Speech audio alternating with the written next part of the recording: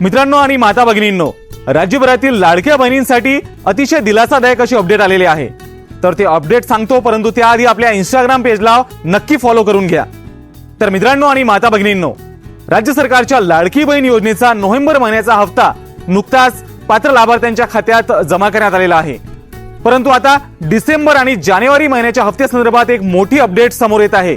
ते म्हणजे मकर संक्रांतीच्या पार्श्वभूमीवर राज्य सरकार लाडक्या बहिणींना डबल गिफ्ट देऊ शकते. म्हणजेच डिसेंबर आणि जानेवारीच्या जे 2 हप्ते आहेत ते एकत्रितपणे राज्यातील पात्र महिलांच्या खात्यात जमा करण्यात येऊ शकते. म्हणजेच लाडक्या बहिणींना आता मकर संक्रांतीच्या पार्श्वभूमीवर 3000 रुपये एकत्रितपणे मिळण्याची शक्यता आहे.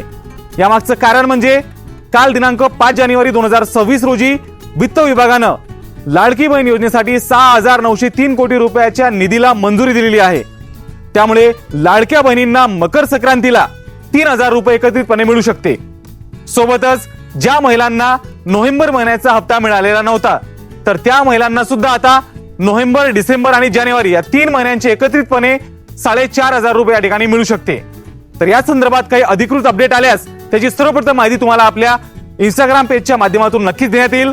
त्यासाठी व्हिडिओला लाईक करा, कमेंट करून सांगा तुम्हाला नोव्हेंबरचा हप्ता मिळाला आहे की नाही, आणि अशाच प्रकारच्या अपडेट्स करिता आपल्या इंस्टाग्राम पेजला फॉलो करून घ्या आणि युट्यूबवर पाहत असाल तर चॅनलला सबस्क्राईब नक्की करून घ्या.